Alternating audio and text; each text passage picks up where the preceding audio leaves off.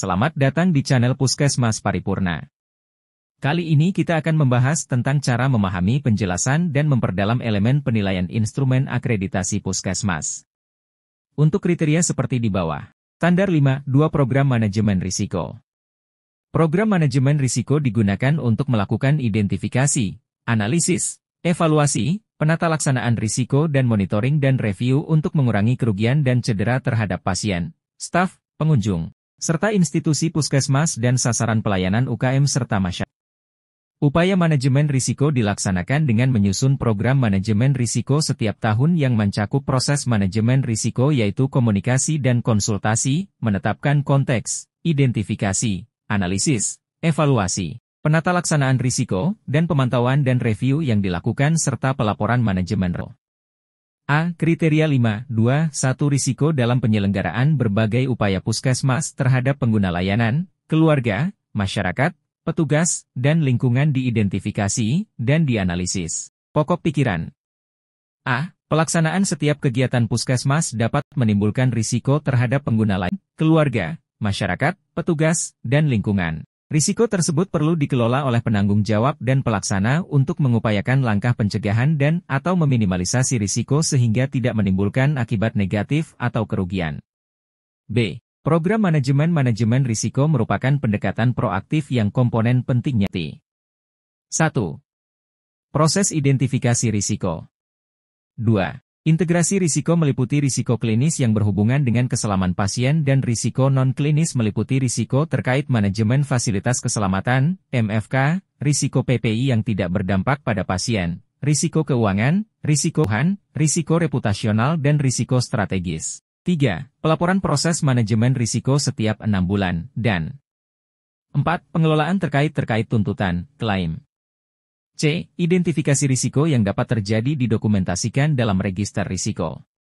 D. Kategori risiko di puskesmas meliputi risiko klinis yang berhubungan dengan keselamatan pasien dan risiko non-klinis meliputi risiko terkait manajemen fasilitas keselamatan, MFK, risiko PPI yang tidak berdampak pada pasien, risiko keuangan, risiko kepatuhan, risiko reputasional dan risiko strategis pada KMP, pelayanan UKM, serta UKP, laboratorium, dan kefarmasian. E. Register risiko harus dibuat sebagai dasar penyusunan program manajemen risiko dan untuk membantu petugas puskesmas mengenal dan mewaspadai kemungkinan risiko dan akibatnya sehingga dapat melakukan pelindungan terhadap sasaran program, pasien, keluarga, masyarakat, petugas, lingkungan, dan fasilitas pelayanan kesehatan. F. Puskesmas menyusun profil risiko dan melakukan penanganan risiko sebagai tahapan setelah pembuatan register risiko. Selanjutnya dilakukan pemantauan dan penyampaian laporan manajemen risiko setiap 6 bulan kepada Kepala Puskesmas. Elemen penilaian. R.D.W.A. Disusun program manajemen risiko untuk ditetapkan oleh Kepala Puskesmas. R.W. Ditetapkan SK tentang pelaksanaan manajemen risiko dan SOP-nya. Penggalian informasi kepada PJ Manajemen Risiko tentang pelaksanaan manajemen risiko di Puskesmas. B. Tim Mutu Puskesmas memandu penata laksanaan risiko. D.W.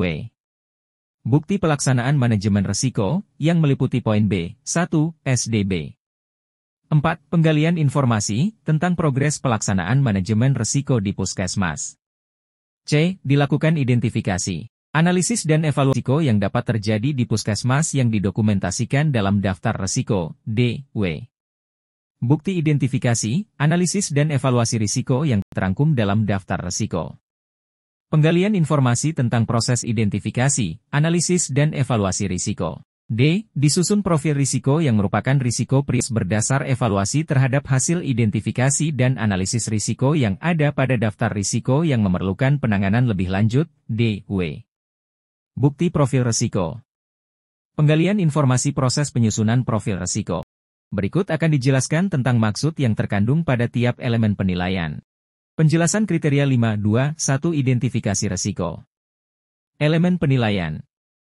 R.D.W.A. Disusun program manajemen risiko untuk ditetapkan oleh Kepala Puskesmas. R.W. Ditetapkan SK tentang pelaksanaan manajemen risiko dan SOP-nya. Penggalian informasi kepada PJ Manajemen Risiko tentang pelaksanaan manajemen risiko di Puskesmas. Penjelasan. A. Pelaksanaan setiap kegiatan puskesmas dapat menimbulkan risiko terhadap pengguna layanan, keluarga, masyarakat, petugas, dan lingkungan. Risiko tersebut perlu dikelola oleh penanggung jawab dan pelaksana untuk mengupayakan langkah pencegahan dan minimalisasi risiko sehingga tidak menimbulkan akibat negatif atau kerugian. B. Tim Mutu Puskesmas memandu penata laksanaan risiko, D.W. Bukti pelaksanaan manajemen risiko, yang meliputi poin B, 1, SDB. 4. Penggalian informasi tentang progres pelaksanaan manajemen risiko puskesmas. Penjelasan. B. Program manajemen risiko merupakan pendekatan proaktif yang komponen pentingnya meliputi 1. Proses identifikasi risiko. 2. Integrasi risiko meliputi risiko klinis yang berhubungan dengan keselamatan pasien dan risiko non-klinis meliputi risiko manajemen fasilitas keselamatan, MFK, risiko PPI yang tidak berdampak pada pasien, risiko keuangan, risiko kepatuhan, risiko reputasional dan risiko strategis. 3. Pelaporan proses manajemen risiko setiap 6 bulan, dan 4. Pengelolaan terkait tuntutan, klaim. C. Lakukan identifikasi, analisis dan evaluasi risiko yang dapat terjadi di puskesmas yang didokumentasikan dalam daftar risiko, D.W.